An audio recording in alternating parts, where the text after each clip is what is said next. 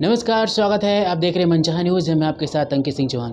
पवन बाबा के ऑफिस पे हैं। गणेश चतुर्दशी का बड़ा ही प्यारा सा मुहूर्त है और ऐसे में हमारे साथ आज भोजपुरी के सुपरस्टार खेसारी लाल यादव जी के सीए जुड़ रहे हैं। सर का सबसे पहले स्वागत करते हैं। शायद इंडस्ट्रीज़ का पहला इंटरव्यू भी होगा। सर ने पहले मना किया लेकिन मैं मनाया इनको कि सर आइए थोड़ा बातें करेंगे। सर माने, सर का पहले स्वागत करते पूछते हैं कि कितना प्रेशर होता है काम को लेकर और सर कितना ऑब्जर्वेशन दिखाते हैं और किस तरह से चीज़ें जो है एंटिसिपेशन हो जाती है। पहले स्वागत करें सर, बहुत स्वागत है आपका। बहुत बहुत धन्यवाद भैया आपको। कैसे है सर? बस बढ़िया है। आप कैसे? सर हम अपना थोड़ा परिचय, आपका नाम क्या है और कैसे अपनी इंडस्ट्री में शुरुआत करी वो हमारे दर्शकों को बताइए। मैं सीए धीरज कुमार, है ना। मैं मोरेलो में बैठता हूँ। हमारी एक और ऑफिस है फ्रेजर रोड में, और स्टार हैंडल करना और क्लाइंटों की तरह ही है, कोई बड़ा चीज़ नहीं है, क्योंकि इनका सब कुछ रेगुलराइज होता है। पहले तो बहुत इरेगुलर था, लेकिन आप लोगों ने धीरे धीरे रेगुलराइज किया है और बहुत स्मूथ काम चल रहा है। क्योंकि इसमें क्या होता है ना कि जितने भी इंडस्ट्रीज़ में हैं, होता क्या है कि बहुत इंस्टेंट काम करना पड़ता है। अभी एग्रीमेंट आया तो अभी आप उसको पढ़ो, फाइनल करो। अब डे हो या नाइट हो, आपको ऐसा नहीं देखना है। काम है, आपको वर्क है, तो इमीडिएट रिस्पॉन्ड करना रहता है। थोड़ा फास्ट इंडस्ट्री है। अभी दो, अभी रिप्लाई चाहिए होगा, तो थोड़ा टफ हो जाता है। कभी कभी आप कहीं बैठे हुए हैं, कहाँ हैं, नहीं है, क्योंकि ऐसा चीज़ें ना कि एक चीज़ को आपको निकालना पड़ता है। क्योंकि उधर से भी जो भी टीम करती है, जो भी लीगल एक्सपर्ट्स करते हैं, वो बहुत हाईली क्वालिफाइड होते हैं। तो हमारी टीम भी पूरी क्वालिफाइड है, तो करस्पॉन्डिंगली उसी हिसाब से आपको काम करना पड़ता है। कितने सालों से सर आप जुड़े हुए हैं और किस तरह से आप जुड़े, कितने सालों से जुड़े और किस तरह से जुड़े वो भी हमारे दर्शकों को जरूर बताइए। ये तो वैसे कहिए तो इनडायरेक्टली खेसारी जी के साथ हम तकरीबन 10 साल से 8 साल से जुड़े हुए हैं, लेकिन डायरेक्टली हम तकरीबन 5 साल से जुड़े हुए हैं, जो डायरेक्टली देखते हैं। पहले हम उनका कोई एडवाइस देते थे, है ना, ऑन कोई ऐसा मैटर आता था, जनरली सर्विस टैक्स का कोई मैटर आता था, मैं उनको एडवाइस दिया करता था। लेकिन जब से जीएसटी आया है, तब से मैं डायरेक्टली इसको हैंडल कर रहा हूँ। मतलब कह सकते हैं कि 2017 के बाद से, जब से जीएसटी आई, तो उनका एक पेमेंट ये हो गया था। एक कंपनी, बहुत बड़ी कंपनी है, उनका एक पेमेंट उसमें रिलीज़ नहीं हो पा रही थी, कुछ जीएसटी को लेकर इशू था। जो पहले वाले कंसल्टेंट थे वो प्रॉपर रिप्लाई नहीं कर पा रहे थे। उसी के सिलसिले में उन्होंने मुझे फ़ोन किया कि सर आप मेरा पैसा वहाँ से है, आप निकलवा दो आप। तो मैंने पूरा उसको टेक ओवर किया और विद इन अ वीक तकरीबन 67 लाख का फंड था, मैंने वो रिलीज़ कराया था। सर आप पटना से ही हैं, फिर पटना के बाहर के? नहीं, मैं पटना ही से ही हूँ। एक्चुअली मेरा नेटिव प्लेस हो गया बक्सर, मैं बक्सर से रहने वाला हूँ। और अभी हम लोग बहुत बड़ा प्रोजेक्ट के लिए काम कर रहे हैं, वो डिस्क्लोज़ नहीं करेंगे। और आई थिंक हम लोग के एजुकेशन में हम लोग आ रहे हैं और अपना जो ट्रस्ट है उसी पे हम लोग बहुत बड़ा काम करने वाले हैं। नियर फ्यूचर में इसका आपको आउटपुट आ जाएगा, है ना। कुछ प्रेशर रहते हैं सर कि बड़ा स्टार है, उसका काम हैंडल कर रहा हूँ, किस तरह से, क्योंकि अगर थोड़ी भी चूक हुई तो ऑडियंस है वो गज़ब की जो रिएक्शन है सोशल मीडिया पर देती है। तो फिर आपने तैयारियाँ कैसे करते हो कि हाँ चलो सब चीज़ बड़ी बारीकी से चीज़ों को देखा जाए? एक्चुअली ऐसा क्या है ना कि मैं सोशल मीडिया पे एक्टिव नहीं हूँ, न मैं फेसबुक पे एक्टिव हूँ और न मैं यूट्यूब पे एक्टिव हूँ। इसलिए फैंस क्या कहते हैं मुझे नहीं पता है। आप लोग जो बताते हैं, जैसे आपसे कभी इंटरेक्शंस हो गई या किसी फंक्शंस में गए इंटरेक्शंस हो गई, तो इवन दो बहुत कम लोग जानते हैं कि खेसारी जी का सीए पटना से है। सब लोग जानते हैं कि खेसारी जी का सीए बॉम्बे से ही है। तो ये अच्छी चीज़ें हैं हमारे लिए भी। लेकिन मैंने बहुत पहले ही कहा था कि सर अपने स्टेट के लिए हम लोग को काम करना है, क्योंकि जो भी रेवेन्यू आ रहा है या जो भी लोग दे रहा है, मोस्टली जो रेवेन्यू जनरेट होता है अपने बिहार यूपी से ही जनरेट होता है। तो इसका जो यूटिलाइजेशन इस फंड का यूपी और बिहार में ही होना चाहिए। तो हम लोगों ने बहुत ट्राई किया और जितना भी इनका अकाउंट्स था हम लोगों ने पटना लेके आया। बॉम्बे से बहुत टफ लगा हम लोगों को पटना लाने में, वहाँ के बैंकर रिलीज नहीं कर रहे थे। रिसेंटली अभी एक गाड़ी की लोन हुई है डिफेंडर की, वहाँ के बैंकर्स और वहाँ की एजेंसियाँ मुझे बोली धीरज जी आपको क्या प्रॉब्लम है कि यहाँ से लोन नहीं हो रहा है, यहाँ से क्यों नहीं कराना चाह रहे हैं, वहाँ से आपको क्या इंटरेस्ट है। हमने कहा कि सर वहाँ से कभी इंटरेस्ट नहीं है इस स्टार के साथ, लेकिन अपने स्टेट के लिए स्टार ये काम करता है, अपने लोग के लिए काम करता है, अपनी भोजपुरी के लिए काम करता है।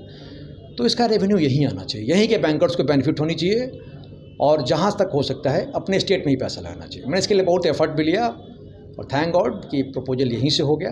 उन्होंने खेसारी जी ने बहुत कोऑपरेट किया। और सबसे बड़ा चीज़ है कि मैं तो और भी लोगों का हूँ, मोस्टली मैं भोजपुरी में 3-4 एक्टर का ही हूँ, लेकिन जो खेसारी जी में टैलेंट है या जो उनमें कह सकते हैं एक्टिवनेस है अपने काम को प्रति या अपने डेडिकेशंस के प्रति या समर्पण, जिसको समर्पण, वो बहुत कम स्टार में मैंने देखा है, बहुत ही कम स्टार में। मैं और भी लोगों के साथ में जुड़ा हुआ हूँ, कुछ राइटर्स हैं, कुछ स्टार हैं, कुछ फिल्म मेकर्स भी हैं, कुछ प्रोड्यूसर कंपनी वाले भी हैं, लेकिन इनका जो सब कुछ विद इन टाइम फाइल होता है, चूँकि ये एक्टिव हैं। और लोगों का भी हम लोग पेपर बना के देते हैं कि ये इतना जीएसटी हुआ, इतना इनकम टैक्स हुआ, ये हुआ, लेकिन वो उतने एक्टिव नहीं जितने ये एक्टिव है अपने काम के प्रति। इवन तो कोई भी काम हो, बड़ा काम हो, छोटा काम हो, इनके लिए काम है। तो एक काम के प्रति बहुत सजग आदमी है। और अपने मतलब खेसारी सबसे इम्पॉर्टेंट ये है कि इनसे आदमी इंस्पायर्ड होता है कि इस किसी भी परिस्थिति में अपने आप को फिट रखते हैं। ये जब मैं इनके साथ पहले पे काम करता था तो 1-1, 2-2 बजे तक मैं काम करता था, क्योंकि सारा पेपर बॉम्बे से बना हुआ था। तो अगर सिंपली मैं एक एग्जांपल दूं तो पैन की बात करूं तो पैन में फादर्स का नाम था, है ना, लेकिन सारी यहाँ पे जो भी डॉक्यूमेंट्स थी वो फादर का नाम होता नहीं है जनरली पैन में, तो इनकी वाइफ में यही प्रॉब्लम था। तो हम लोगों ने बहुत कुछ रिमूव कराया और राइट नाउ बहुत चीज़ें अभी स्ट्रीमलाइन में आ गई हैं, बहुत चीज़ें स्ट्रीमलाइन में आई हैं। अब हमको लगता है कि आगे भी फ्यूचर भी हम लोग बहुत अच्छा करेंगे। सर फिलहाल जो ग्लोबल म्यूजिक जंक्शन का मामला हुआ है, अभी जान रहे होंगे 2025 तक का जो दिल्ली हाई कोर्ट का मामला है, तो इस पे क्या आप कुछ अपडेट देना चाहेंगे कि क्या चीज़ मामला जो है जल्दी सॉर्ट आउट हो जाएगा, चीज़ें बेहतर होगी, म्यूज़िक गाने शुरू हो जाएंगे, फैंस के चेहरे पे खुशियाँ आएंगी? नहीं, पहले तो मैं आई होप करता हूँ हमारी भी ग्लोबल वाले से बातचीत होती है, मेल होती है, लेकिन इस मैटर पे नहीं।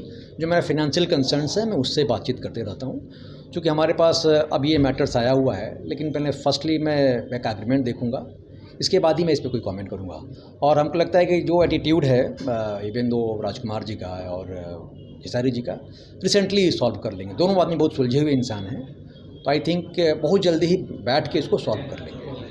सर इस तरह के जब मामले सामने आते हैं तो फाइनेंशियल कंडीशन हो तो किस तरह की होती है और उसको आप किस तरह से देखते हैं और किस तरह से उसको सॉर्ट आउट करने की कोशिश करते हैं? नहीं, सबसे पहले फर्स्ट ऑफ ऑल जब तक एग्रीमेंट की कॉपी अपने पास नहीं आती है इस पर हम लोग कोई कमेंट नहीं कर सकते हैं, क्योंकि जब तक हमारे पास कोई पेपर्स नहीं आता है इसके बारे में कुछ कह ही नहीं सकते हैं। तो लेकिन हम ये इतना दोनों का आदमी से मैं तो कॉमन हूँ, मैं बात करते रहता हूँ दोनों आदमी से, उनकी पूरी फाइनेंशियल टीम से भी मैं बात करता हूँ और मैं खेसारी जी के ब्याह में भी बात करता हूँ किसी किसी मैटर्स को लेकर। इन बहुत सुलझी हुई टीम है, उनके जो सीए हो गए या जो उनके कोऑर्डिनेटर्स हो गए या जो उनका लीगल देखता है, बहुत ही अंडरस्टैंडिंग है लोगों में। तो हमको लगता है कि अगर बैठ के बात करें लोग तो ईजिली सॉल्व हो जाएगा, इसमें कोई बड़ा मैटर नहीं है ये चीज़ें।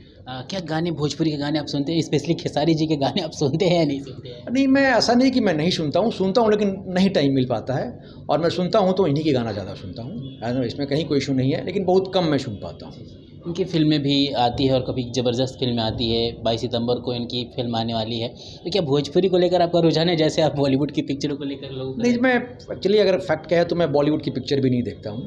हाँ, ये कह सकते हो हमारे फादर इनके बहुत बड़े फ़ैन थे, है ना। वो जब भी खेसारी जी का मूवी टीवी पे आता था तो बोलते थे देखा देखा देखा फिल्म आ गई लेकर, मतलब वो बहुत नेचुरल टैलेंट है इसमें तो, और बहुत पसंद करते थे। हमारी माँ भी, फादर हमारे राइट नाउ नहीं है, लेकिन वो बहुत खेसारी जी को देखते थे, उनका एक बड़ा शौक था। इवन दो हमारे यहाँ खेसारी जी गए भी तुम्हारे फादर से मिले, है ना, फंक्शन में हमारे यहाँ गए हुए थे, तुम्हारे फादर से मिले, मतलब वो एक्सट्रीमली खुश थे कि मैं जिसको टीवी पे देख रहा हूँ वो आर्टिस्ट हमारे सामने है, हमारे पास बैठा हुआ है, हमसे बात कर रहा है। तो उनको बहुत खुशी महसूस हुई इस बात की। मुझे भी बहुत बढ़िया लगा कि भाई हमने इनवाइट किया, वो बॉम्बे से स्पेशली हमारे लिए आए, तो बहुत अच्छा लगा इस बात के लिए। और इतने सोबर इंसान हैं, मैं किसी से भी अगर इंट्रोड्यूस कराता हूँ किसी बैंकर से या किसी भी चीज़ से, तो कोई नहीं कहता है कि धीरज जी इतने सोबर नेचर के आर्टिस्ट हैं, मतलब यू कांट से कि मतलब इतना ऊपर जाने के बाद भी आदमी ग्राउंड पे ही है, ये इनमें बहुत है। मैं और लोगों से भी मिला हूँ, लेकिन उनमें उन लोगों में बहुत ज़्यादा एटीट्यूड है कि मैं स्टार हूँ, इवन दो नहीं है लेकिन फिर भी मैं स्टार हूँ।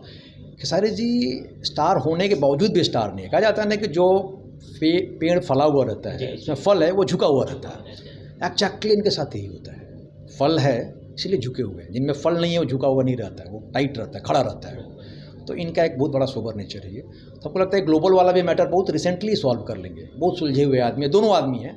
आई होप सो कि बहुत रिसेंटली सॉल्व हो जाएगा मैटर ये। समय नहीं है सर, नहीं तो और भी लंबा बात करते। खेसारी जी के जो फ़ैन हैं, जो चाहने वाले हैं, वो अब आपको भी देखेंगे, आपको ही पसंद करेंगे, आप कमेंट तो करेंगे ही। जाते जाते आप क्या मैसेज और क्या शुभकामनाएं देना चाहेंगे खेसारी जी को कि जल्दी सब चीज़ अच्छी हो जाए और चेहरे पे मुस्कान? मैं पहले तो यही कहना चाहूँगा कि आज फर्स्ट डे है गणेश जी का और विघ्न बाधक है ये, तो खेसारी जी की सारी बाधाओं को वो दूर कर लेंगे। बहुत रिसेंटली एक न्यूज़ भी आएगा कि हम लोगों ने इनकी बाधाएं ख़त्म कर दी गणेश जी की कृपा से। और मैं फैंस को यही कहना चाहूँगा कि पेशेंस रखें, जो एग्रीमेंट है वो ऐसा कुछ नहीं है, उसका भी सॉर्ट आउट होगा।